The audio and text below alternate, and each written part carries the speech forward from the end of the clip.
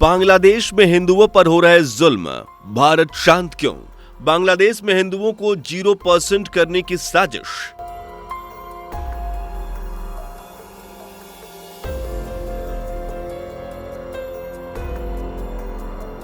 अभी अभी आपने जो तस्वीरें वीडियोस देखी है भारत के ही पड़ोसी मुल्क बांग्लादेश की है। वहीं बांग्लादेश जिसे बनाने में भारत ने मदद की, भारत के हिंदू सैनिकों ने अपनी जान की परवाह किए बिना जिस बांग्लादेश को पाकिस्तान जैसे जल्लाद से बचाया, आज वही पाकिस्तान हिंदुओं के लिए मौत का घर बना हुआ है। ये नजारा बांग्लादेश के रंगपुर सहित अलग अलग इलाकों का है, जहां हिंदुओं के महज 2 से 3 दिन में 26 से भी ज्यादा घरों को कट्टरपंथियों ने आग के हवाले कर दिया।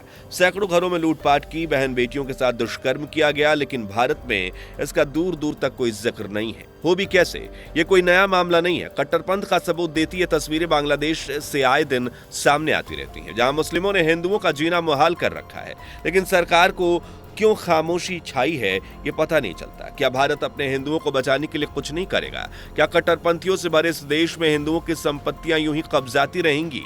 कितने दर्द में हमारे बांग्लादेशी हिंदू भाई हैं और भारत क्या कर सकता है इनके लिए, जानने के लिए वीडियो के आखिर तक बने रहें। वीडियो में आगे बढ़ें उससे पहले अगर आप एक सच्चे हिंदू हैं तो सब्सक्राइब करें फैक्ट मंत्रा चैनल को और बेल नोटिफिकेशन को ऑल पर लगाएं ताकि कोई भी वीडियो मिस ना हो। साल 1947 में भारत से आजाद होने के बाद से लेकर 1971 तक बांग्लादेश बनने तक पूर्वी पाकिस्तान में रहने वाले मुस्लिम्स ये इल्जाम लगाते थे कि पाकिस्तान की सेना सरकार द्वारा उनके साथ परायों जैसा बर्ताव किया जाता है, उन्हें परेशान किया जाता है, प्रताड़ित किया जाता है। लेकिन आज तस्वीर ऐसी है कि उनके खिलाफ प्रताड़ना का आरोप लगाने वाले यही कट्टरपंथी बांग्लादेशी हिंदुओं के साथ हर वो ज्यादती कर रहे हैं जो शायद इन्हें सिखाई गई है। साल 1971 से पहले जिस बांग्लादेश का वजूद भी नहीं था, आज वही हिंदुओं के लिए मौत का घर बन गया है।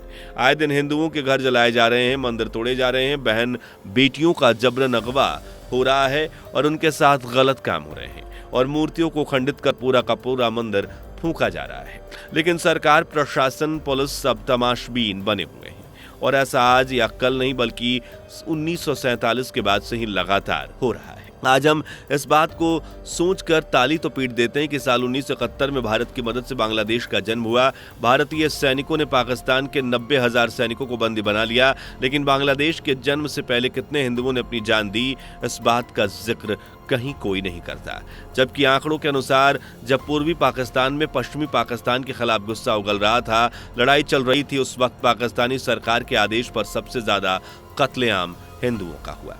एक अनुमान के मुताबिक उस वक्त पूर्वी पाकिस्तान में करीब 30 लाख लोगों की जान ली गई, जिनमें से सबसे ज्यादा हिंदू ही थे। न सिर्फ उनकी हत्या की गई बल्कि हिंदुओं के घरों को लूटा गया, उनके घर जलाए गए। इस बात का जिक्र अमेरिकी सांसद एडवर्ड कैनेडी ने 1971 में अमेरिकन पार्लियामेंट में एक रिपोर्ट के जरिए किया। एडवर्ड्स ने कहा था, 1971 से पहले आजादी के आंदोलन को दबाने के लिए हुई हत्याओं में सबसे ज्यादा संख्या हिंदुओं की थी। उस वक्त हिंदुओं के घरों की पहचान के लिए उनके घर के बाहर एच लिखा गया ताकि भीड़ आसानी से पहचान ले कि यह घर हिंदू का है और उसे आसानी से आग के हवाले किया जा सके। इस दौरान न सिर्फ उनकी हत्याएं हुई बल्कि लूटपाट कर घर को आग के हवाले कर दिया गया। यह सब कुछ हुआ पाकिस्तान फौज के इशारे पर। 1971 की इस दर्दनाक हकीकत को बयां करती 2013 में किताब आई द ब्लड टेलीग्राम।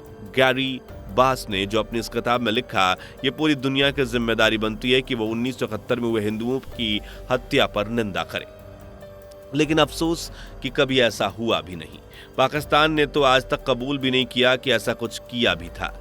लेकिन हाँ, बांग्लादेश में आई कुछ सरकारों ने इस बात को कन्फर्म जरूर किया कि 1971 में हिंदुओं के खिलाफ पाकिस्तानी आर्मी के इशारे पर निर्दयता की सारी हदों को पार किया गया। जैसे इस आर्टिकल को देखिए, 26 मई 1971 को पाकिस्तान आर्मी के इशारे पर बरुंगा हाई स्कूल के साथ 94 हिंदुओं को बुरी तरह से मार डाला गया और ऐसा ही कुछ नज़ारा मौजूदा समय में बांग्लादेश में देखने को भी मिल रहा है। लेकिन ये पूरा मामला शुरू कैसे हुआ और कहां से हुआ, जानने से पहले वीडियो को लाइक, शेयर और चैनल को सब्सक्राइब कर दीजिए। यूं तो 1971 के बाद से ही बांग्लादेश में हिंदुओं के खिलाफ नफरत की आग भड़क गई थी।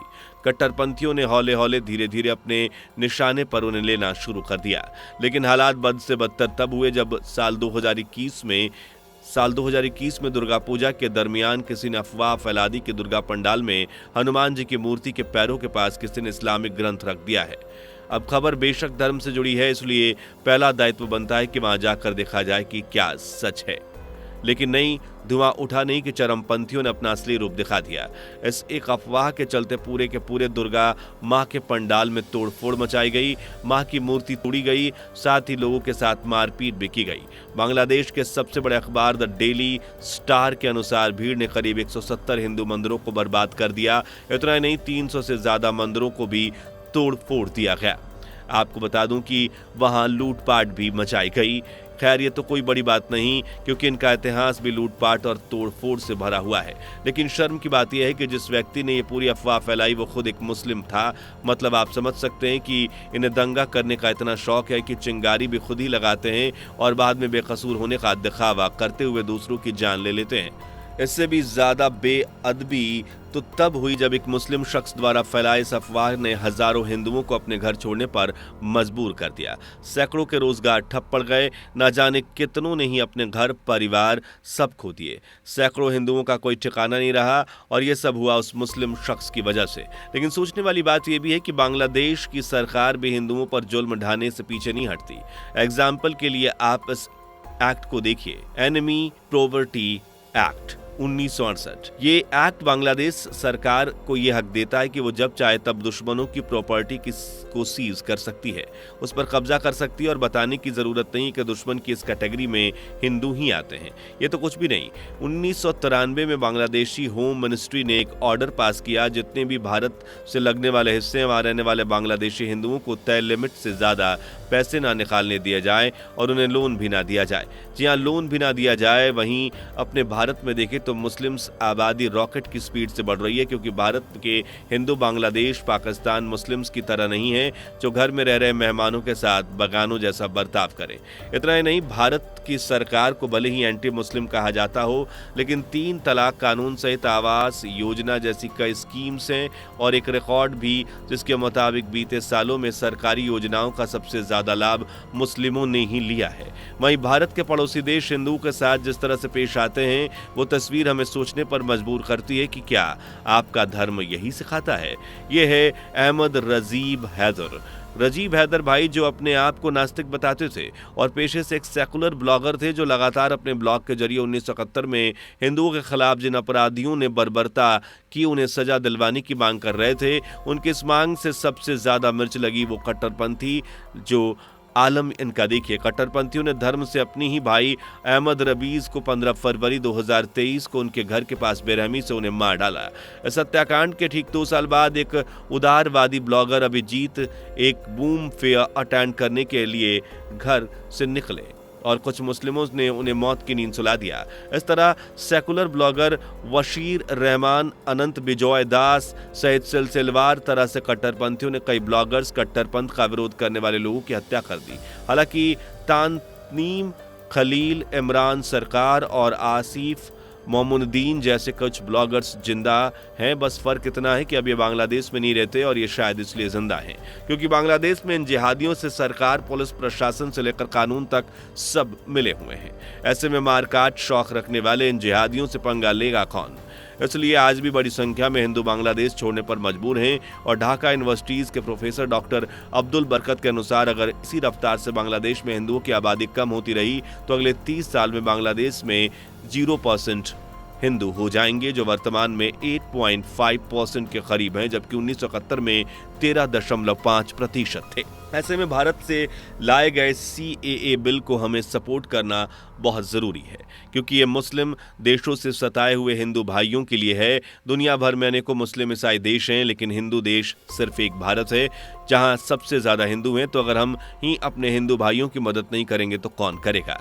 सोचकर कमेंट कीजिए और ज़रा इस सवाल का जवाब दीजिए। जिस तरह भारत हर धर्म का सम्मान करता है, क्या वैसे ये नहीं कर सकते? वीडियो पसंद आई हो तो लाइक शेयर करके चैनल को सब्सक्राइब भी कर लें।